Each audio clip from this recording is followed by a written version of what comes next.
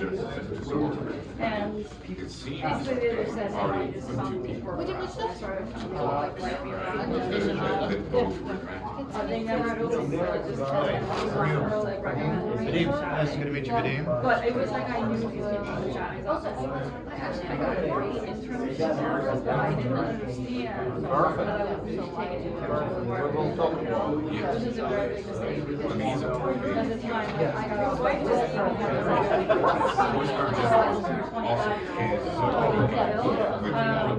I got offered but I did not understand that I was going to take that step or yeah. That's a common thing.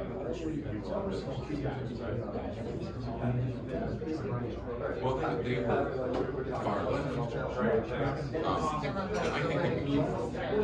I think I had a baby sister the last several years, academic scholarship and she I've always wanted to inside the aisle. She I can tell she was super smart. I was really close with Jacob Scott for a variety of reasons. I had done it back. Yeah, I will be on this I felt so much like him because he was the public school. And he called me today, everything okay, I'm reading my class, don't spend money, don't do anything. And then I mentioned, I already talked to the teacher, something like that. And I was chatting with my wife, and like, oh, it was really great. He said he was really good. They started talking, they just like right away. And he hired her on the phone. And by the time she graduated, she was a scheduler. Now she's a scheduler. She moved up. She went from the scheduler, and then she was at Healthcare LA. And now Side position. now or something like that. I think it was the guy in the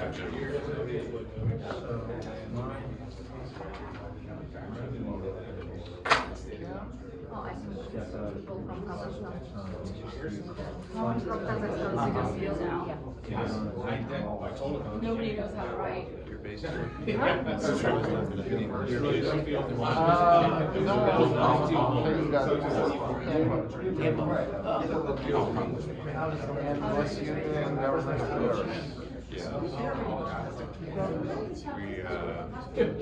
do DC lobbying, state lobbying. He was like, there's a lot of work to do. I was like, he likes to speak off of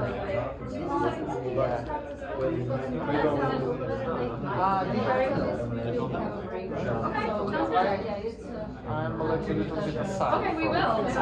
Lobbying, sure. Again, my expose to government relations was like the last 2 years with working with not very helpful. No, sure. Let's say this organization, unfortunately. That's great. Everybody understand? Yeah, new moderator, so this will be good. Okay.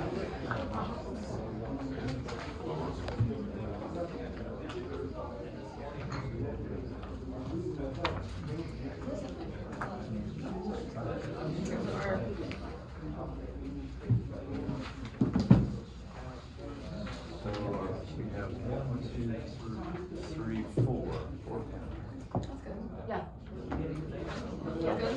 Tina, because she must like go until earlier. And I think we lost Sergey.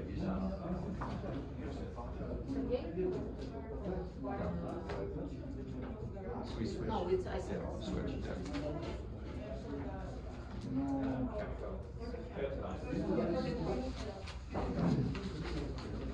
Because we have a guy who for Magenta he in Tel Aviv, so it's a little.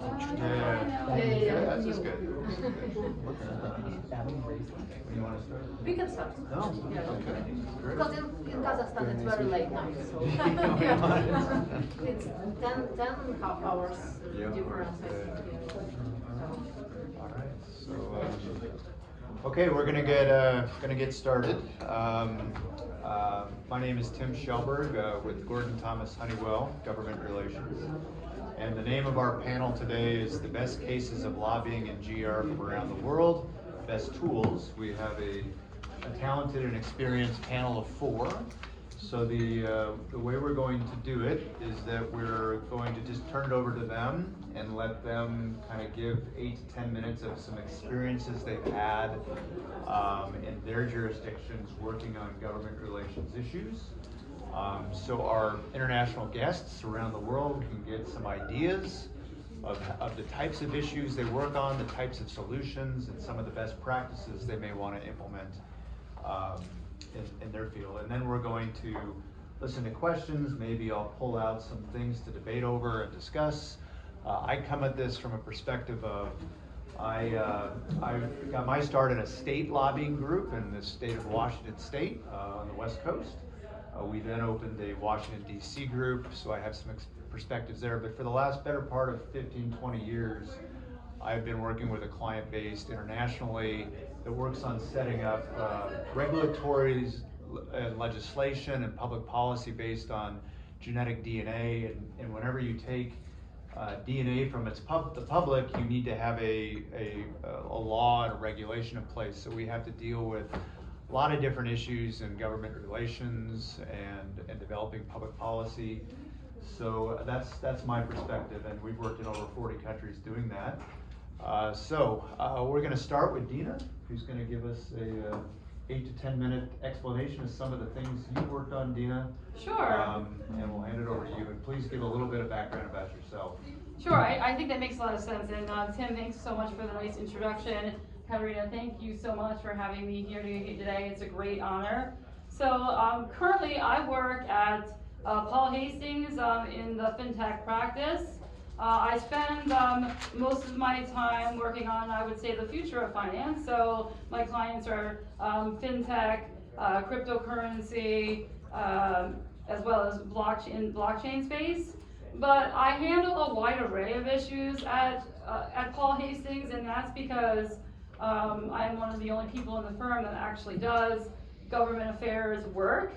And so when COVID hit, you can imagine with the level of legislation that was passing, that ability to be able to get legislation in advance and get input from offices, every single client was scared. And so I worked night and day for my firm, helping out all those clients.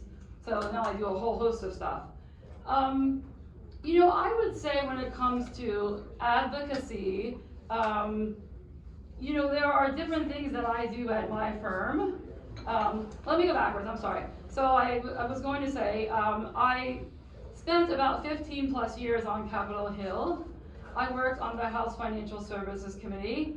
I worked on the Senate Banking Committee, and I worked in the Treasury Department. And over those 20 plus years, I've been involved in the drafting of almost every piece of major financial services legislation, and which even pre-crisis, I was working on things like Bramley-Wiley and retail finance. I was working on things like, these weren't pre-crisis, but yeah, they were pre-crisis. Things like e-sign, when electronic signatures weren't legally binding, or Check 21. We were having this sort of technological revolution back in early 2000. I think I was also an in-house lobbyist at Quicken Loans, as well as at Chrysler, and was at Chrysler during the rescue or the bailout, whatever you want to, however you feel about it. But it was a lot of jobs, and it could have been a terrible outcome if we weren't able to save Chrysler. And then when I think about what I do, I have learned over the years that there's really more to lobbying or advocacy than just advocacy. So yes, I do advocacy work for clients, but most of them, sometimes you're trying to make something happen, but just as importantly, you're trying to stop things from happening, which is easier to stop things from making them happen. But a lot of my clients, they want to stay below the radar screen. So they want someone that can really read the tea leaves and tell them what's going to happen. So whether sometimes it's, tracking of certain legislation and regulation. There are many companies that want advisory and strategic advice. There are there are some companies that, really want someone who can be a thought leader on certain issues. That is, so I, serve on a number of boards in the blockchain and crypto space, Wall Street Blockchain Alliance and Global Digital Finance. So I'm involved with establishing global standards for blockchain. But I also serve as an advisor to many startups in the crypto and blockchain space. I'm starting to feel like my life is like Silicon Valley, for those who have watched that show. In terms of this panel and what I do now is, what is going on globally is affecting almost every single thing I do, which is really strange because in the beginning of my career, which was a long time ago now, I guess I'm getting old, but the beginning of my career, when I was working on a House Financial Services Committee, and we would have members of Parliament come from the EU, Commission, etc. And they would always talk about the importance of this transatlantic dialogue. I think the mindset back then was like, you know what, like, yeah, but we're gonna do our own thing. Like we didn't think in such a global way because we weren't as interconnected as we are today. I think that this panel is really important today because I know lobbying gets a bad name, but the reality is that, when you see what's going on in Ukraine and you see what's going on in other countries, I think that lobbying equals democracy. It means that people can speak their voice to the parts of the government, and we don't have oligarchs in the US. We may have some big companies, but we also have the rule of law. And the rule of law here, I hate to be litigious, I don't really like litigation, but the rule of law here is different than anywhere else in the world because you can't just constructively comply, you have to comply with the law. I know there was a lot of discussion about working with outside groups when it comes to lobbying. That is standard practice in the US, generally speaking, unless maybe we're talking about national security issues, like for the good of the country kind of issues. But generally speaking, when I was first coming to hell, I'm 25 years old. I never worked in a financial services company. If I wanted to be good at something, I was working on bankruptcy reform, that was the first thing I worked on. I needed experts from all over. I needed to talk to interest groups. And I always wanted to talk to good attorneys when I drafted legislation. That's because I have a feeling of the way legislation will be interpreted on Capitol Hill. I have somewhat of a feeling of how it will be interpreted in an agency. When it gets into the court system, I have no idea how it's going to be interpreted. It's almost like a fiction to me. So if I had good lawyers working on it, it's okay if there's litigation over the facts, but if there's litigation over the language in the statute, then I failed as a staffer. I will say that there are different kinds of lobbyists. There are some people who, and that are really door openers, who are really public, and sometimes you need them for a particular connection. I am more of a substantive lobbyist. The people on Capitol Hill always constantly change, and there's constant change in the administration. So sometimes you hire your special person because they know this member or that member, but you really also need people who are substantive, know their stuff, take the time to really learn your business. I personally read several hours a day, and I always tell my daughter who's hear this, because the news has become more biased, when I read on a topic, I read at least 3 articles on that topic to try to make sure I'm kind of getting close to the truth. So I will then say that lobbying in the US is very different than any other country because of the system that I just talked about. But we have, obviously we have the checks and balances. When I worked at Chrysler, when we became owned by Fiat, our CEO, Sergio Marchionne, he didn't understand. He was like, I just pick up the phone and I call the Prime Minister. I can't just pick up the phone and call Joe Biden, right? So it's a very different thing here. And the other thing in the US is that we have the most robust private sector in the world. And so we have to interact with it.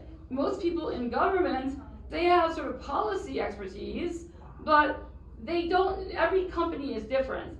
And they need that input from the private sector to be able to effectively do their jobs. So I can just tell you something else real quick. So I don't want to take everyone's time up, but I was going to say when I think about blockchain, I just want to say it's very global. Obviously, you know, there are geopolitics involved with blockchain because of anti-money laundering and sanctions. There are humanitarian aspects. ESGs come into it because of energy uses. So central bank digital currency, every single international issue pretty much comes up in that context. So it's interesting times. I thought I should talk just in general, really quickly about some tools in terms of being a good lobbyist. And as I said, there are different models of lobbyists, but here are some of the tools. First of all, number one tool in terms of being a lobbyist and doing advocacy long term is trust, integrity, honesty, and reputation. I will not go to the Hill and lie to people. If I'm going to lobby on a product, I try the product first. Because if I don't have my trust, I don't have the value. Some other things important, being very responsive. If you get an inquiry from the Hill, don't be confrontational. It's not litigation, it's the Hill. You know, make friends with the people you're working with. Your physical footprint, like for instance, a lot of times foreign companies want me to represent them, but their physical footprint in the US is very important, and tying them to a US state or district is extremely important. Know your stuff, read. When you're representing a company or whatever it is, have a good origin story about how the company started, like was it in a garage or something like that. If you're large enough, be involved in some kind of philanthropic cause, or you know, have corporate responsibility. Make it easy for congressional staff. If you want them to introduce a bill or change language, give them the language and give them a description of the language. You also, I think there was someone here, you need PR and messaging, grassroots, think tanks and academics are very important, working with them, aligning with other similarly situated companies is important.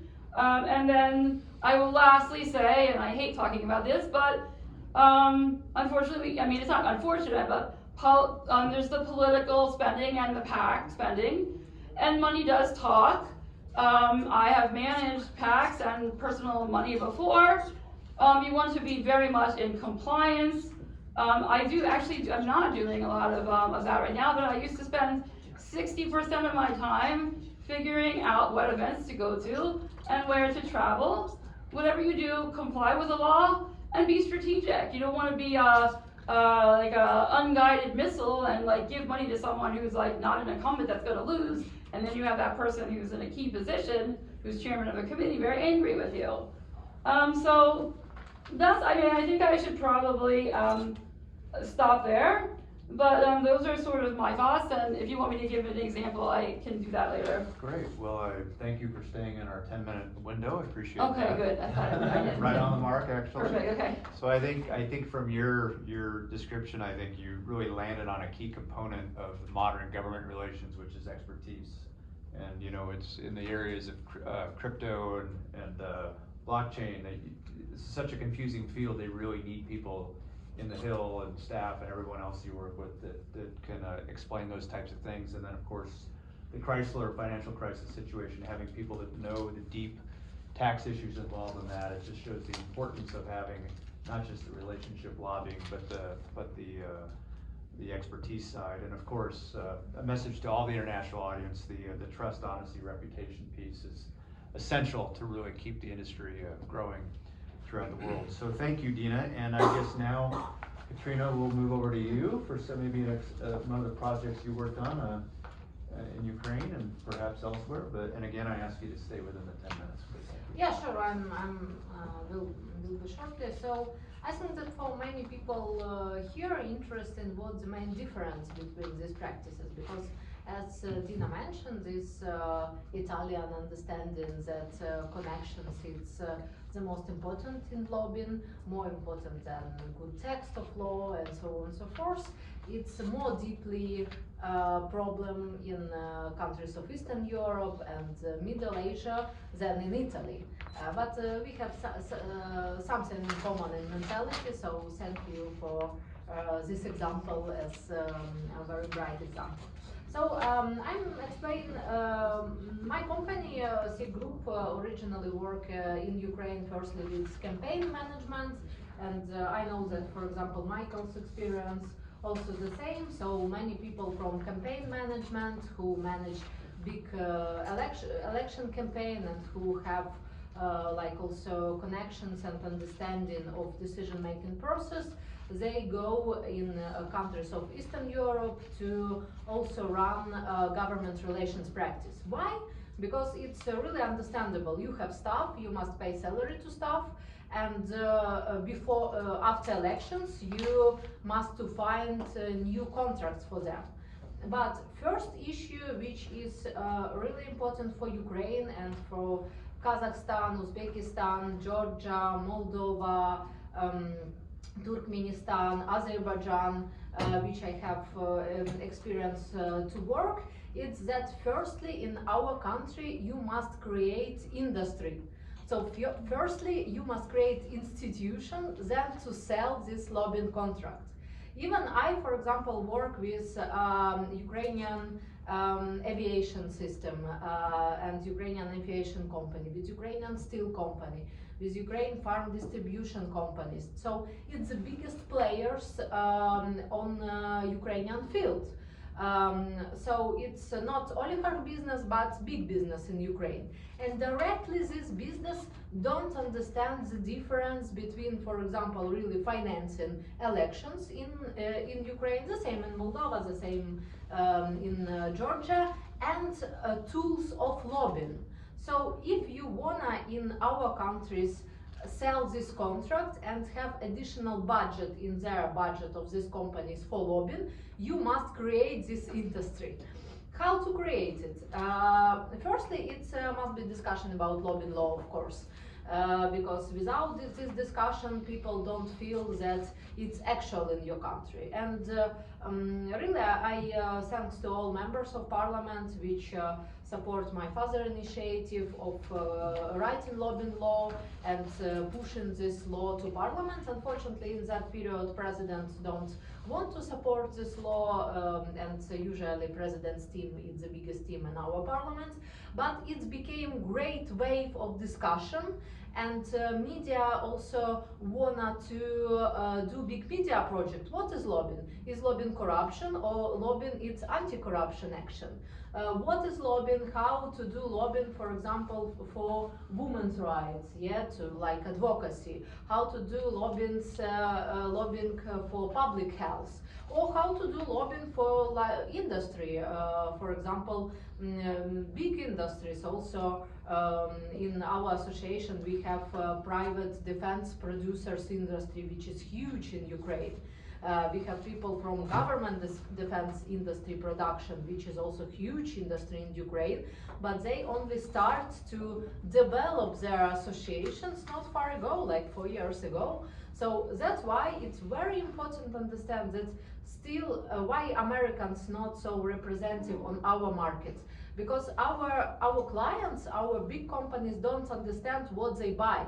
Like they don't understand what is due diligence. That's why they don't want to buy due diligence, because they don't understand what is due diligence.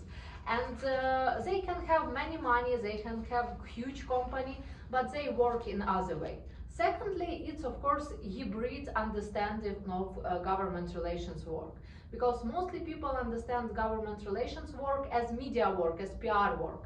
Even I know in Kazakhstan also my colleagues like Ayajan, Dina, which have a membership in our community, and Ayajan also start association there. It's a very big understanding of GR like PR work and media work. And it's also true, it's part of work, but it's also have other side, because if you push some term, for example, that we need more clear energy, yeah, and clear energy, it's also issue which population must pay like 10 times more for this energy. So it's not very popular thing really in the question of budget and in the question of dotations.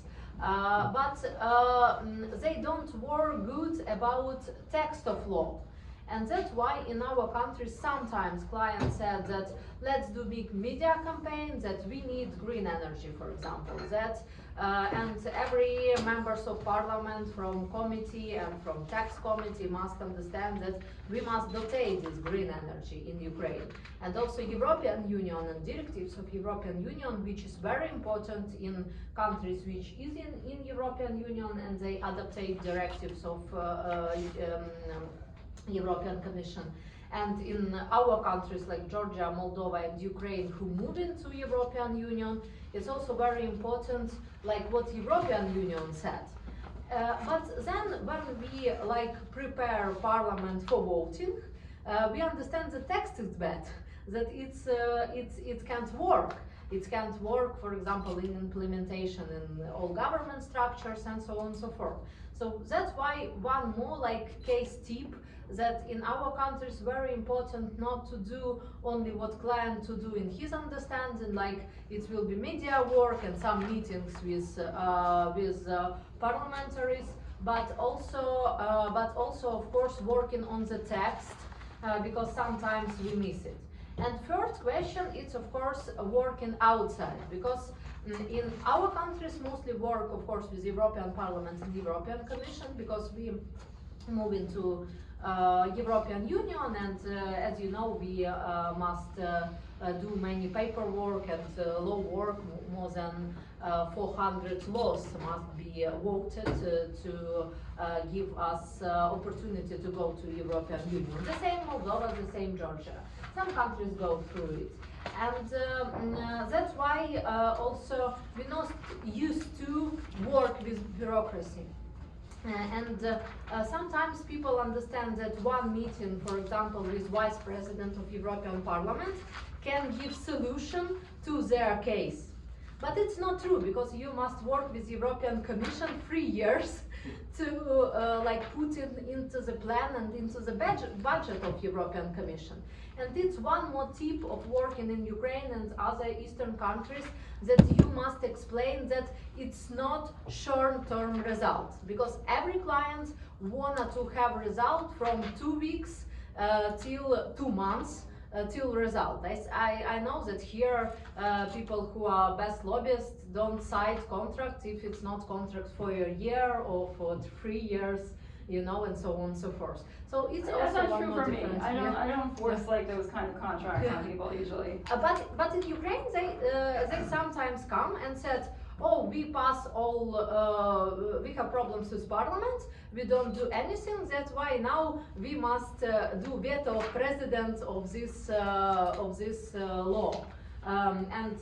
That's why they mostly use like informational campaign outside in foreign media and so on and so forth. And sometimes it works, but you know, it's really very often questions that people come where it's needed veto of president on some question. So it's also very interesting tip, and I think that way for our countries, it's creating government relations society in our countries. It's do education for clients, and of course it's connect and do education how they must do lobbying in European Union and lobbying in US here. And also one more interesting question is of course lobbying in Arabic countries, because it's totally different, and I see this when we have meetings with Sheikh's office, so it's totally different understanding, but also we must work with them, because it's energy question which is now very important. If you have some direct questions, also feel free to ask it, but I hope that these tips, it's a little bit create understanding of our market, and now it's more similar to African markets than to market of lobbying in United States. Thank you so much. Yeah, thank you, Katrina. It sounds like a lot of your experience comes from Central Asia and some of the expansion of lobbying practices into there. And the value, one of the things is that being that they don't have lobbying registration requirements, laws to do this, their experience with lobbying is lower. So you're actually spending a lot of time trying to explain the value of how that could help them and the benefits to making better policy as a result. You know, and not having that lobbying legislation or policy in place is a problem, and we've experienced that as well. And particularly it hurts us when we're looking for partners in other countries. And you go into a country, and I don't know if any of you around the table have tried to do this, you know, try to find somebody that does government relations in Central America and Southeast Asia, places like that. It's not, without a lobbying law, people aren't advertising themselves in that field, and you spend a lot of time trying to find people. We tend to work with the U.S. Embassy a lot through commercial services, trying to dig down and find out who's out there doing consulting. But that would really help if we had lobbying registration rules that would bring up the marketing of people for it to be identified. So I just wanted to say real quickly, there is a, you know, a lot of times with a client like this, you have to really draft up a comprehensive plan of what you're going to do. But the reality is, if you are lobbying for a new entity that has, you know, no presence in the U.S. or has a small presence in the U.S. and it's never lobbied, you have to brand yourself, and that takes some time. You have to like brand the company, have the origin story, have your 2-pager, and until staff are so crazy busy and people in the administration are so busy that you have to, you feel like, okay, did I get anything out of that? Like, you have to do it repetitively before it starts to stick. And that can be very frustrating, but that is just the reality of like how things work in the US. great. Okay, Vaden, over to you. Thank you. So I will talk about topic of digital health, and my company Care21 built one of the leading digital health platform. We're targeting one of the most important, one of the most expensive part of healthcare. It's health issues of people with chronic diseases, especially seniors, and even in US, as a development world, in US and Europe, seniors over 65, more than 70% of them have 2 or more chronic conditions, and very much handling these conditions, caring for these people, it's the biggest part, the most expensive part of a healthcare budget. We build platforms that are patient-centric and combine remote patients monitoring, chronic care management, telehealth, and in US market, which is was very important, there are also monetary compensation for doctors who are doing preventive care. So we build also part that combine this budgeting and financial issues into systems. So system like our clients can monetize their effort and receive compensation from Medicare. As a company, we're partnering with Dell Technologies and Nippon Telephone and Telegraph for expanding in the international market. In particular, with NTT, we working on Australia, New Zealand, and Southeastern Asia market. Dell help us as a technology partner, where our system running on the Dell servers. And one of a very interesting issue as regulations in the healthcare, because and with the digital health, these regulations became more important and sometimes cumbersome because um, questions how data transferred, who own medical data. Um, HIPAA regulations in US not covered all of them, and a lot of things became as a gray area because by HIPAA regulations, for example, patient own their own data. At the same time, electronic health record systems trying to not to share information. So there are new laws, new regulations that facilitate this data exchange between medical organizations. But still, the most important, let's say, electronic tool of exchange of medical data is a fax machine. And with the fax machine, when it's paper coming to another office, it's again data entering and a lot of mistakes and a lot of problems. And this is why by John Hopkins Medical Journal, medical mistakes actually coming as a third leading cause of death in the United States. So we're talking even about United States. In European Union, despite the fact that it's a European Union, every country has their own medical regulations and own requirements on data exchange and data sovereignty. So let's say if we would like to start our system and provide it to customers in Slovenia, we need to install servers in Slovenia. And the same is right for a lot of countries. Again, different countries has different regulations, so this is very important for us to know what's the regulations background for using in healthcare.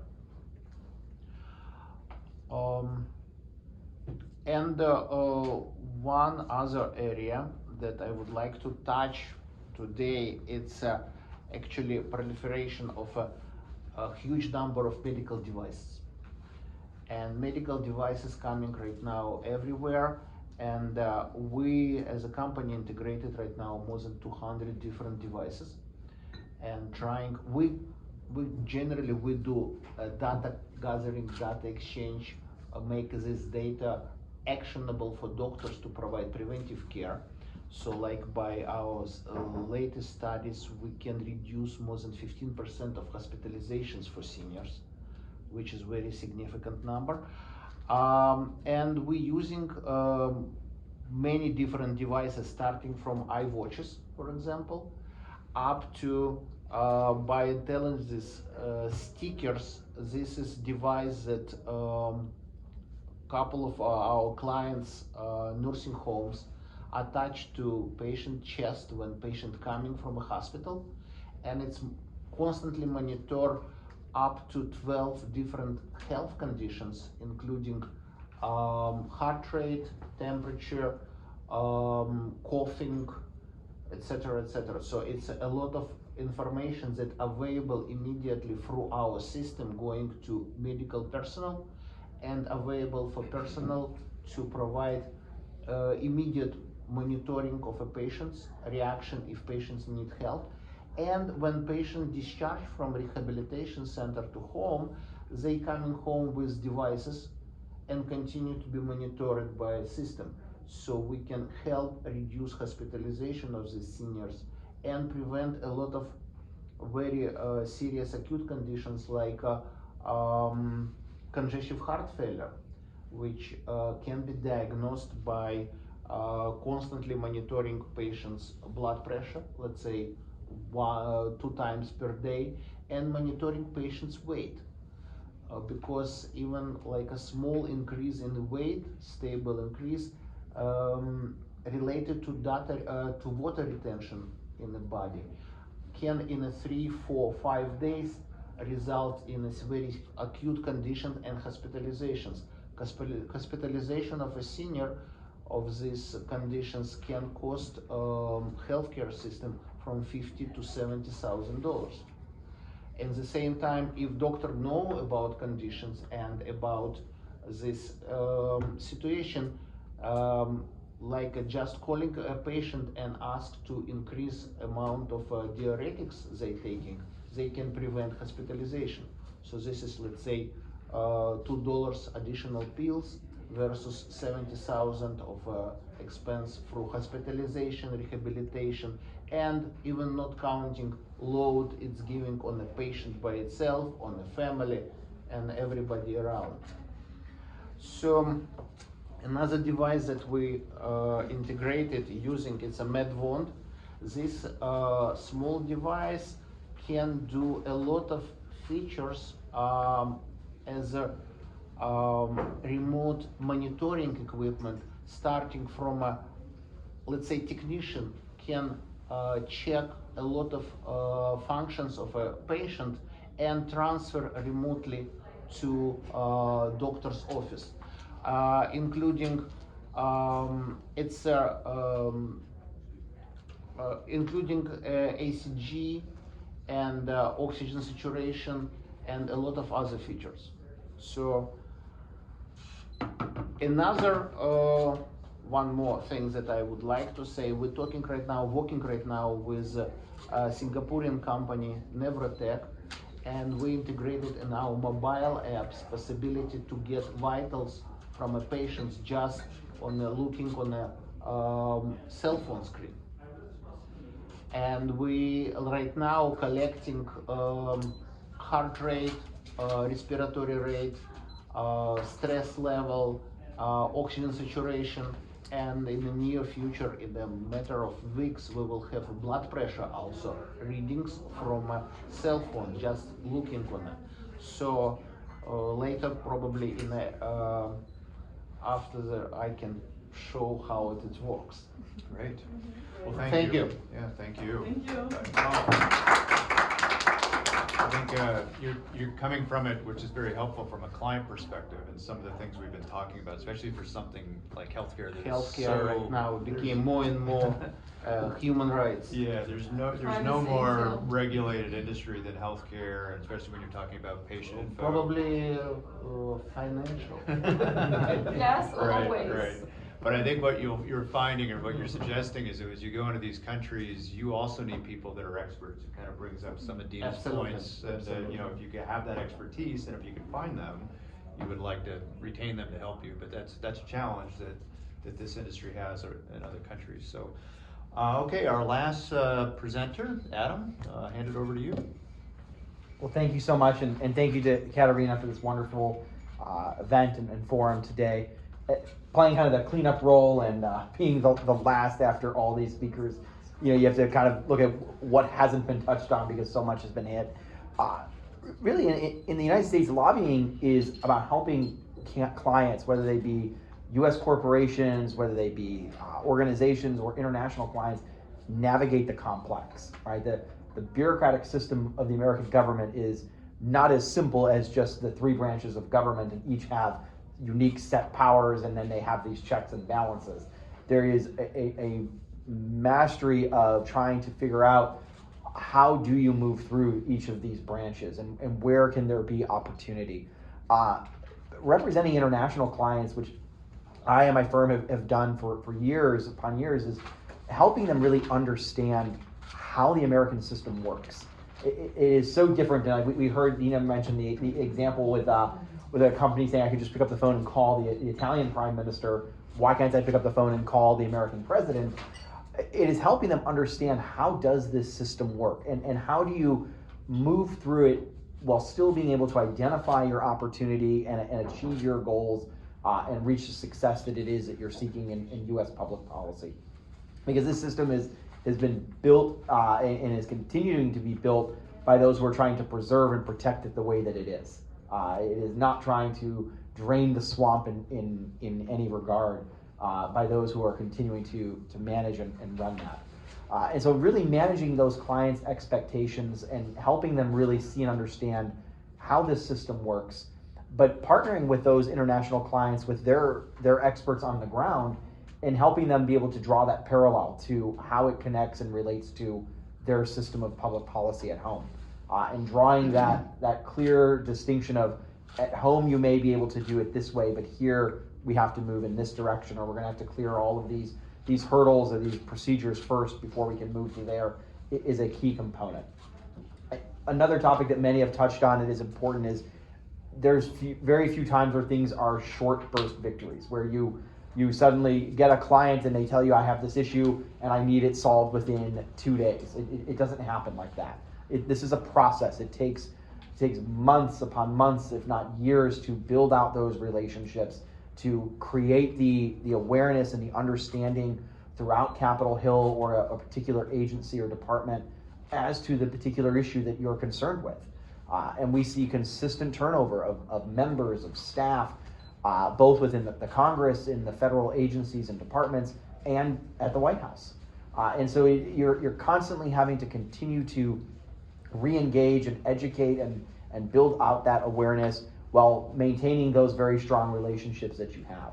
And clients hire lobbyists really for, I think, believe a perfect blend of what Dina mentioned, of both those who have great relationships and can open doors, who can get you in front of the decision makers, the key people who are going to play a role in you achieving what it is that your client seeks, but also those with a certain level of subject matter expertise.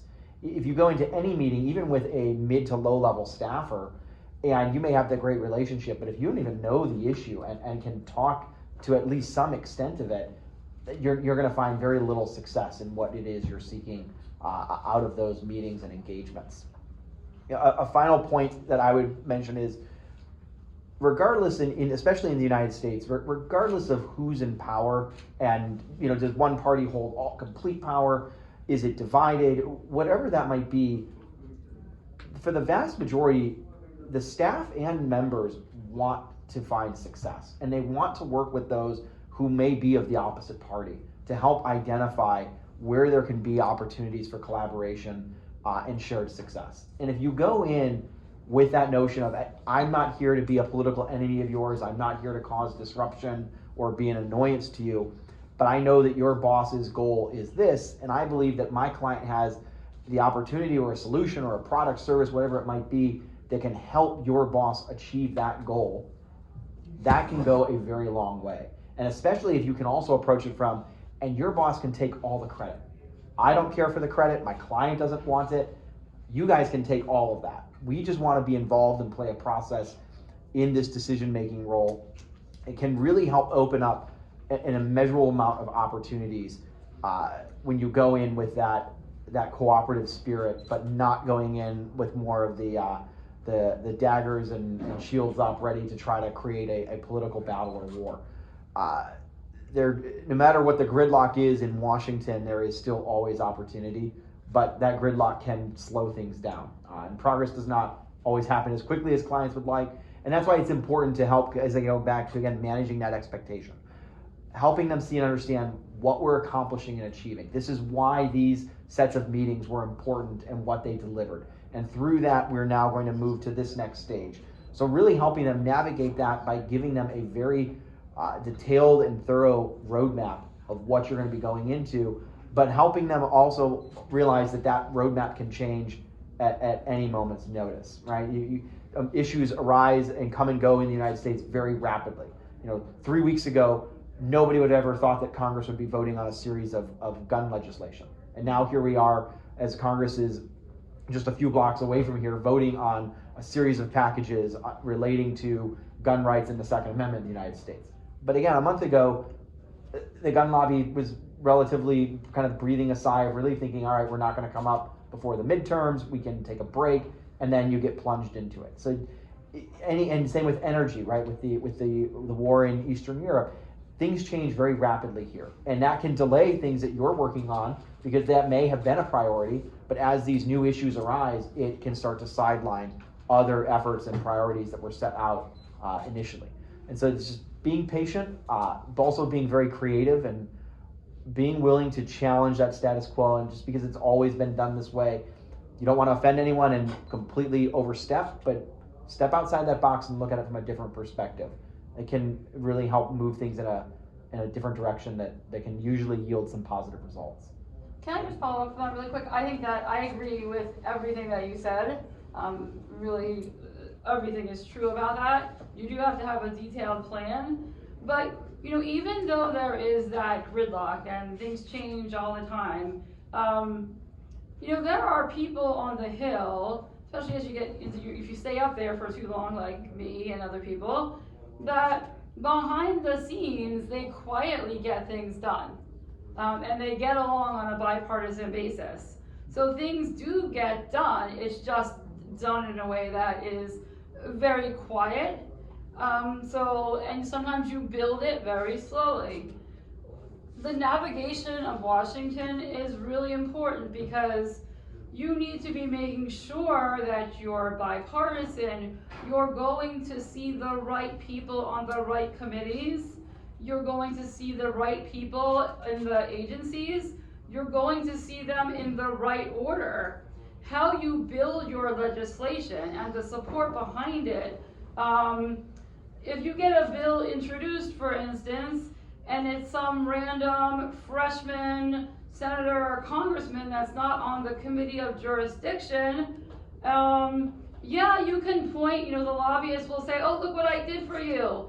But it's meaningless in the US, right? You can point to it back home, but it's meaningless. So you want to make sure that you're working with people that can actually, that know how to do that. And aren't just flashing like proof of, oh, I got this legislation introduced. Well, it doesn't have any shot of passing, right? Or I got this letter for you. That is something, again, that's why it's important. You have your people who have their expertise and their connections with very high level people. You have some people who are doing the political work, which does help with access to the members. And then you really have your, not subject matter experts, but as was just said, it's like being an expert on how to navigate the US government and understanding, each area is a little different, but understanding that the agencies and the Congress are, even though they're separate branches of government, they're very interconnected. And you have to understand that they influence each other, and the agencies are full of former Hill staffers. And people who are in the administration have to be confirmed by the Senate. So there's a lot of interconnection there. So anyway, I agree. I agree with everything you said.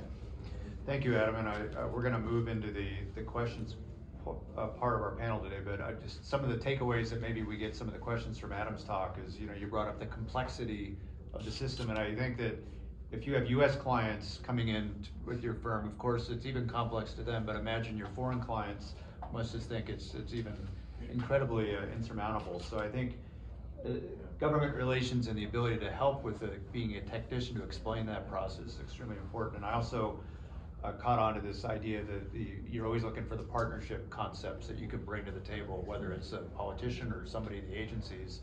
I think are important points. So, well, and building off what you just said there, Tim, you know, when U.S. companies hire lobbyists here in the United States, they still don't fully understand that system, and it is very complicated. Yeah, sure. But when you have international clients that come from a very different system of governance, you know, for example, if you're representing a client that comes from a state that is a monarchy, they don't understand why it takes so long, and one person just cannot solve something. Even the head of state, the president does not enjoy universal exclusive powers like a monarch might in another state. And it's helping them really begin to see and understand the variety of different channels you're going to have to go through to achieve what it is you're seeking. Right. It does not happen as in the same route that it could back home. And you're falling into that role of instructor for quite a bit to get them to the point where you can even talk sense to them about it. So instructor and almost referee. Okay, so I guess we're going to start with questions. We have just over a half an hour left. So maybe I remember questions from first panel which we don't discuss. Okay. So one question was how Russia do lobbying here in United States. This was interesting question. And secondly, for people from the Ariel Cohen panel was not understandable. For example, what is the difference, for example, if you invite congressmen to think tanks meetings and like do some explanation of I don't know, new bills about energy efficiency on the discussion in think tank, and for example, you meeting as a lobbyist. So it was not clear for audience what is the difference. It was questions from Kazakhstan, and I think for me directly also interesting to. I know that Vadim work in Ghana with e-health questions, so how they cooperate also with the government there. So I think that it will be interesting question, and then I will check one more. Okay. Does anyone want to tackle? I wasn't here for the whole thing, so I'm not sure. Katerina, can you explain the first question again? I just want to make sure I understand what you're saying about lobbying versus not lobbying. Yeah. So for our audience from Middle Asia, don't understand. For example, if we push some law and it's like a bill which is already, for example, in Congress, what is the difference by register meetings with congressmen from committee and, for example, inviting these congressmen to think tanks discussion about the same issue? So what is the difference? I mean, I think it's two separate things, right? Yeah. So if you're going up onto the hill and let's say you have a bill that got introduced, you are lobbying for something because you're trying to get something passed, right?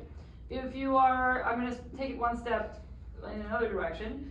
I just spent a whole day on the hill with one of the boards I'm on, and we were just educating the hill about what is going on with MiCA, which is the in the European Commission, it's the law on blockchain and cryptocurrency that hasn't passed yet, or legislation.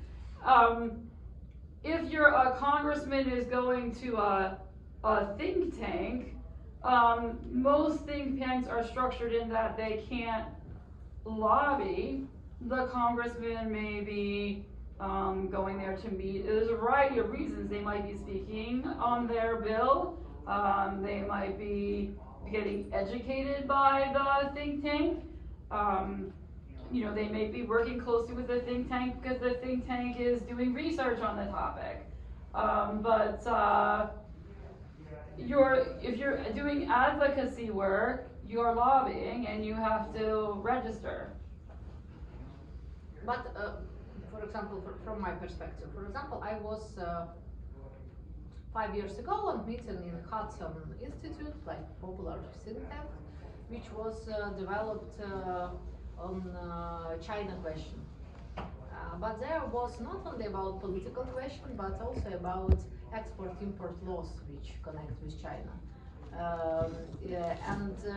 Is it, for example, but in political campaigning, it's called forum communication, when you form some position from experts, from media, and so on and so forth. It's important part in every election campaign or in every lobbying campaign, so we use this tool. But it's not lobbying by law, as we understand.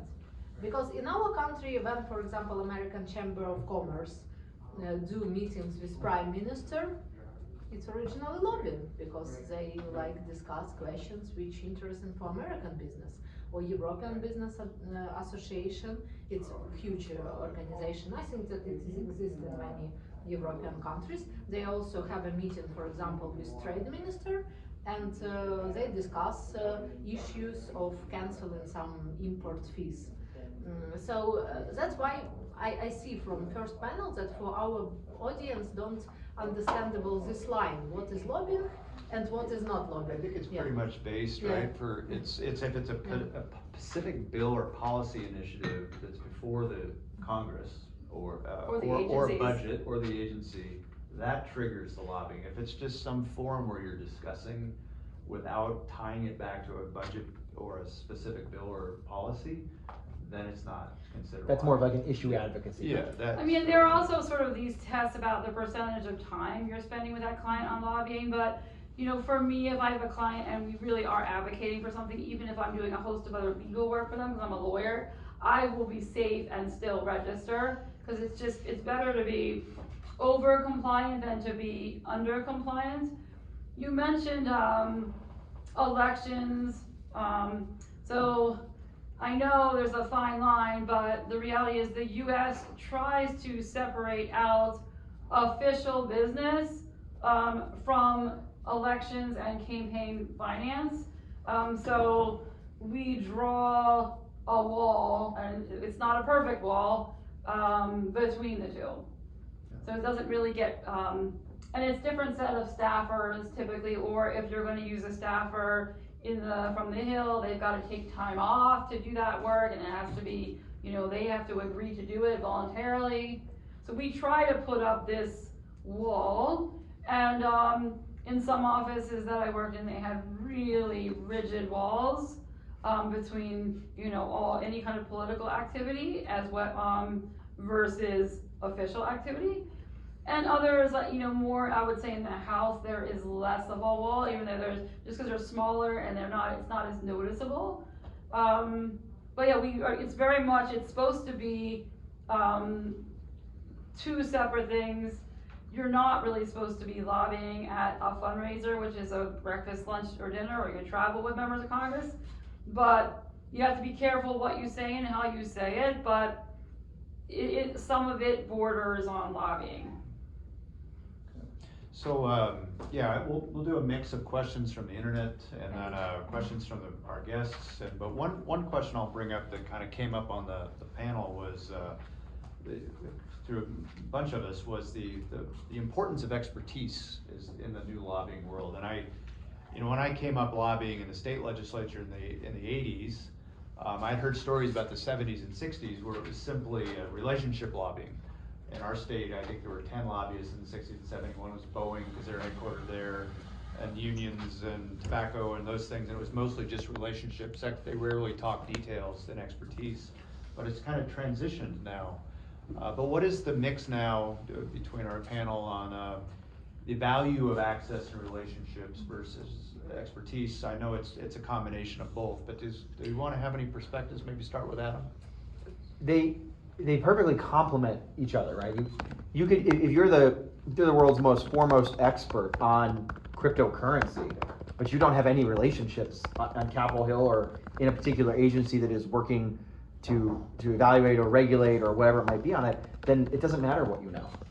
Unless you've got a great media publicist that can get you on every media show in the country, then it just doesn't matter. But at the same time, you could have the world's greatest Rolodex and get access to everyone in Washington, D.C., but if you don't offer anything of substance and value and connect the dots to that office, to the member, and how it relates to their goals, their vision and priorities, to that they're seeking from the office to represent their district or their state, then you're really just having kind of a social, coffee or beer at the end of the day.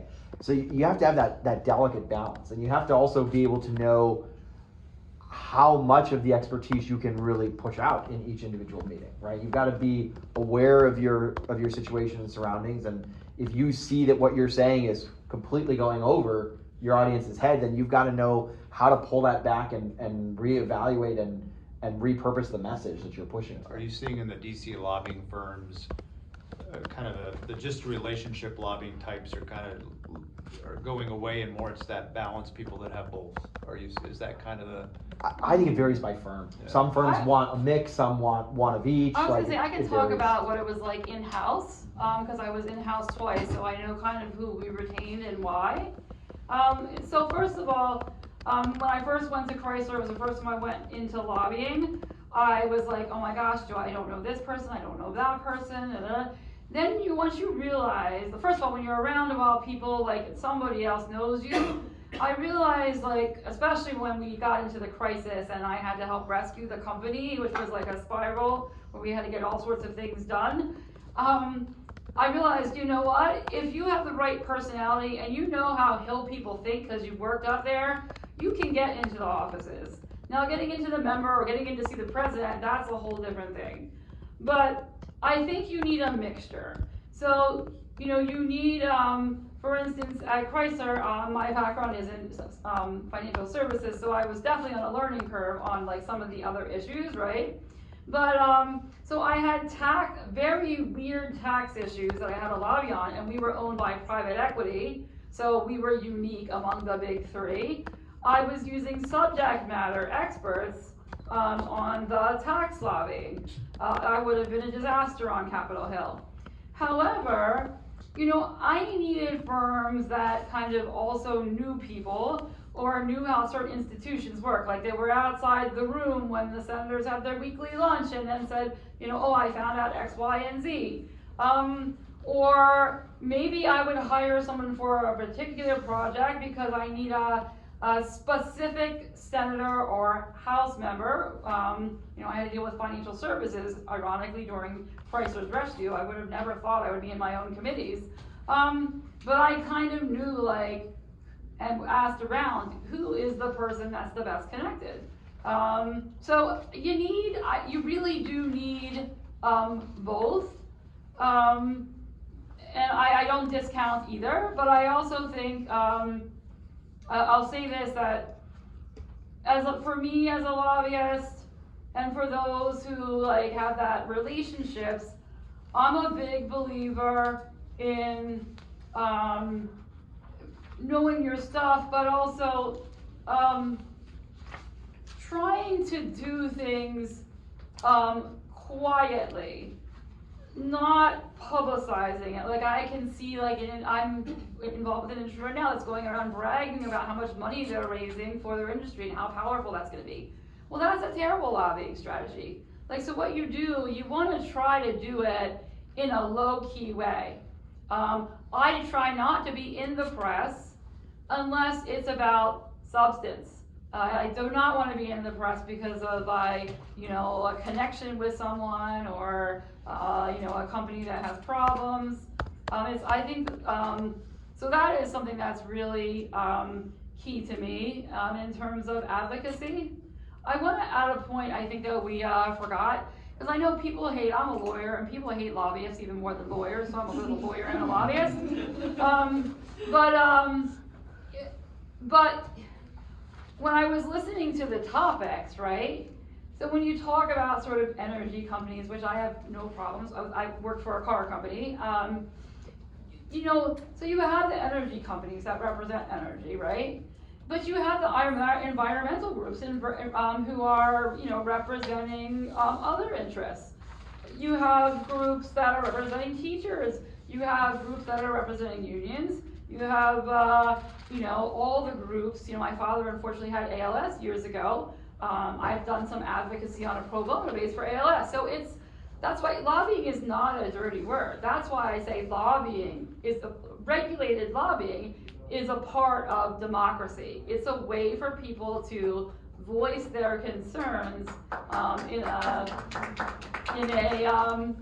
a way that is accessible, complies with the law, is safe, is ethical. I'm sorry for going on, but I'm a big believer in our system. It's not perfect. There are some ugly things about it, but it's generally speaking, it works well.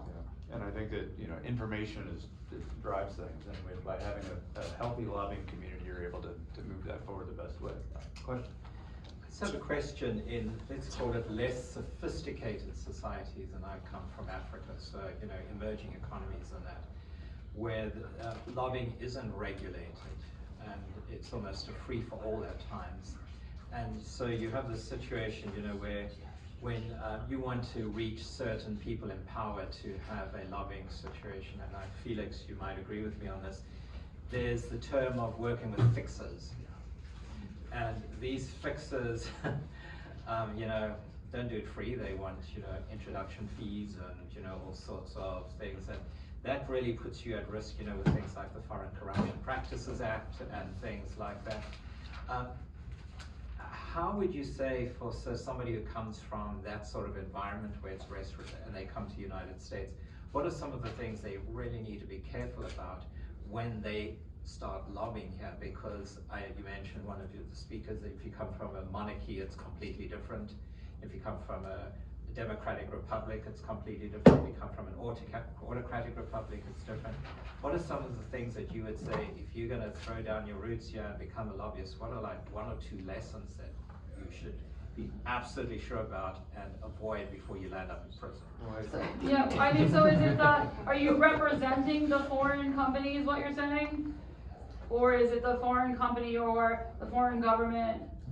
I'm just saying loosely, if you're a person who's been a successful lobbyist in an emerging economy, and you decide to, a company or you on your own decide to come to the United States and become a lobbyist here, what are some of the goals and goals? First of all, I'm going to answer that question in a very, maybe it's going to sound bad, but I'm going to say it for, about it. I would not, myself, I would never go and try to lobby the European Commission. I know people who are great at that. I would say that to lobby in the U.S., first of all, there are people in the U.S. that think because they read the news every day that they can lobby. They're not super effective because they don't understand the intricacies of how the government works and how it interacts with each other. So for instance, I would never go and try to lobby in Africa, or in Europe. I know my limits. I don't think it's a good idea for a lobbyist who doesn't have that experience to just come in and think they're going to understand the U.S. system, not without a lot of learning. And I always think you need either some form of either state government experience or federal, either of those. In terms of people that have worked for me, they've had one or the other. Most of the time when foreign clients come to us, Katarina knows this very well, we are a law firm. Usually there are legal steps that you should be taking before you do anything, depending on the country, right? So, if it's a country that's known for, corruption and things like that, you've got to look at things like sanctions and OFAC. You might have to do, so there's legal work. A Field Property Act, you might have to do, depending on who's involved with it, a FARA filing. You obviously have to comply with all the lobbying compliance, but you may also, depending if it's truly a good lobbying firm, they will, if it's a country again known for corruption or other types of problems or doesn't get along well with the U.S., they should be doing some kind of due diligence and background check on you. Otherwise, it's going to backfire. That can be costly, but generally speaking, I don't do that work. Other people in my firm work. You need that legal work typically before you can move into the lobbying work. Yeah, I'll close that. Sorry after about we get to the discussion, but I think what I would recommend is to anybody wanting to do lobbying here is the messaging is that it's a very compliant culture now, and not just coming out of our legislatures and Congress, but the corporations. I mean, our larger corporations, we have to go through a secure-mate process for everybody we bring on because the companies are now moving to this extra level of caution when it comes to things like this. So I think the messaging is here. It's not like we experience in other countries, and it's changing, and hopefully the rest of the world follows that line too, because we're all better for it if we take the corruption out of government relations. So I think we're going to take a question from the audience or from the internet, but I don't see Katrina. So maybe while we wait, another discussion point somebody wants to bring up? Yeah, I always have discussions. I was listening to all the discussions about the environment. Oh, I'm sorry. Oh, okay, there she is. You have questions on email. Okay. Where? On email. On your Okay.